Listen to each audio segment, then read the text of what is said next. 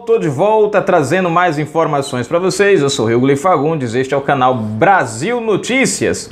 Na descrição do vídeo vocês vão encontrar o link para esta matéria. Veja só, o ex-juiz do caso Queiroz andou, pelo menos supostamente, andou dando umas declarações e agora ele terá que dar explicações por estas falas. Bom, vamos à matéria? Se inscreve, comenta, compartilha, dá aquele like maroto. Não esquece de apertar o sininho das notificações. Na descrição do vídeo tem conta bancária. Se você gosta do nosso canal e quer ajudar o nosso trabalho, dá uma forcinha lá, dá um pulinho lá, tá bom? Ó, vamos lá. Corregedor de Justiça pede esclarecimentos ao ex-juiz do caso Queiroz sobre supostas declarações.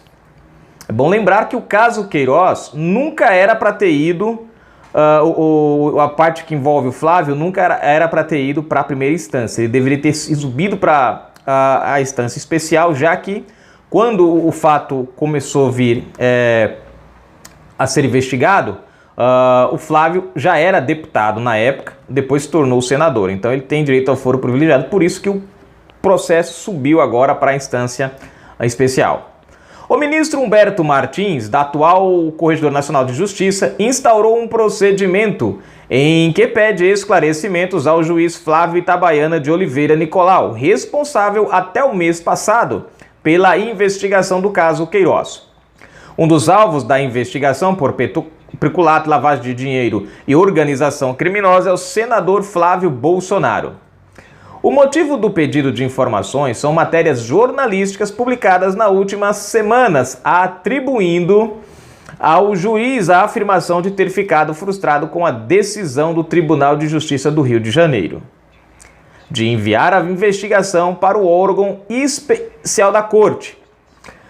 O juiz teria relatado tal frustração a pessoas próximas não identificadas nas reportagens. Presta atenção aqui um parêntese para a gente fazer uma comparação. Veja, as declarações são relacionadas à insatisfação do juiz por ter o processo retirado da sua competência e ser levado de volta, ou melhor, para o órgão que realmente deveria ter começado, que é uma instância especial, por conta do fórum. E ele demonstra essa insatisfação.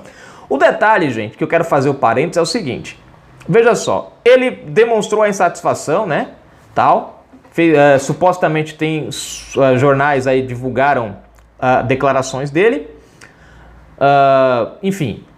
E eis que veio a corregedoria, e cobrou dele explicações. Uma instância superior a dele, responsável por ficar de olho, por investigar, por analisar a conduta. Aonde eu quero chegar com isso?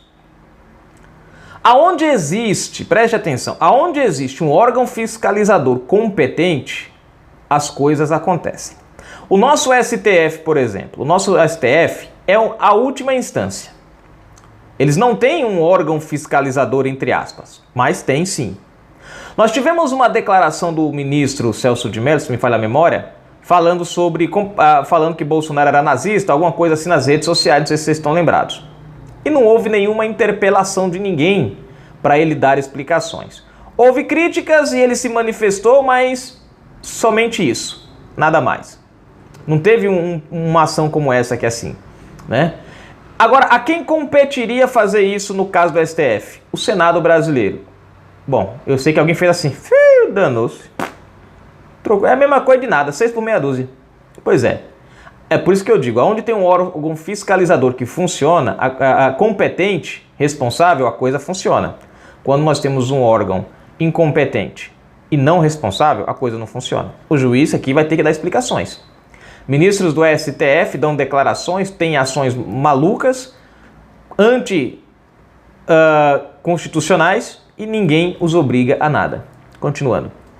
De acordo com o despacho de Martins, a instauração do pedido de providência é necessária para se averiguar os fatos que, em tese, podem caracterizar conduta que infrinja os deveres dos magistrados, estabelecidos na lei orgânica e no Código de Ética da Magistratura. Ora, nós vemos o STF atropelando esses códigos de ética ao dia, todos os dias. Não tem nenhum órgão corregedor para isso. E o que existe não está nem aí. Finaliza aqui a matéria, gente. Bom, feito a comparação com o STF, né?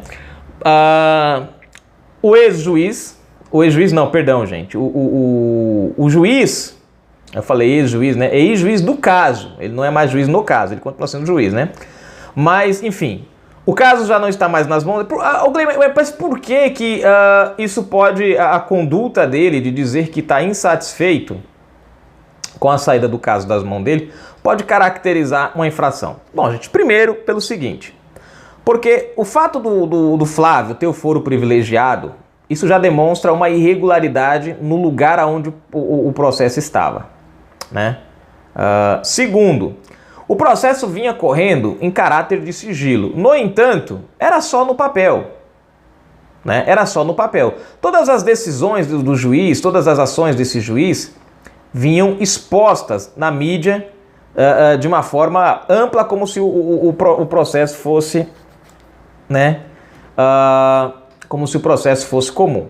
Aí você pode perguntar, pô, mas o juiz vai ser investigado sobre isso? Não, né? Só sobre as declarações. Mas enfim, a questão aqui é a seguinte, é que existem muitas incoerências nessa situação toda.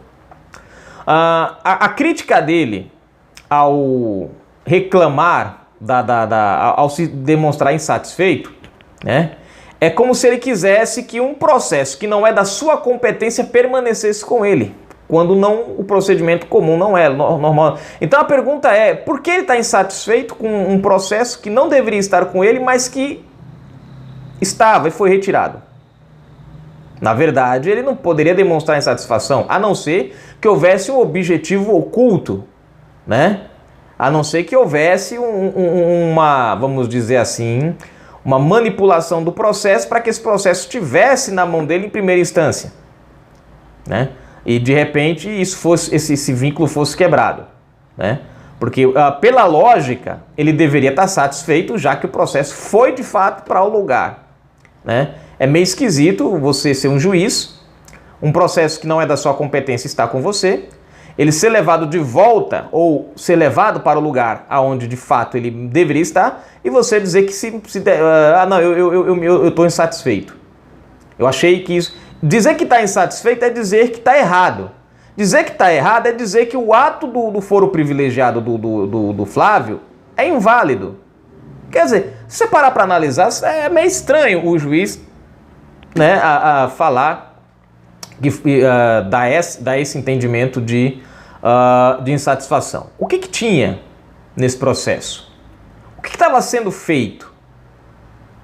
O que eles estavam preparando? Quais seriam os próximos passos que estavam sendo articulados? Foi frustrada alguma ação deliberativa que estava pronta a ser feita, que acabou, de uma certa maneira, criando esse sentimento de frustração no juiz? Porque às vezes a gente tem a sensação que esse processo relacionado ao Flávio Bolsonaro, ele tem nome e sobrenome. E não é Flávio Bolsonaro, né? Às vezes a gente tem a impressão que esse processo ele não tem o objetivo de punir ninguém, e sim um outro caráter político, mais político do que um caráter de justiça, né? Então, por isso, por essa razão, né, o juiz aí vai ter que dar explicações. Por que ele se sentiu frustrado por perder um processo que, na verdade, nunca deveria estar na mão dele? Bom, vamos tocar o barco? Canal Brasil Notícias, daqui a pouco a gente volta com mais informações.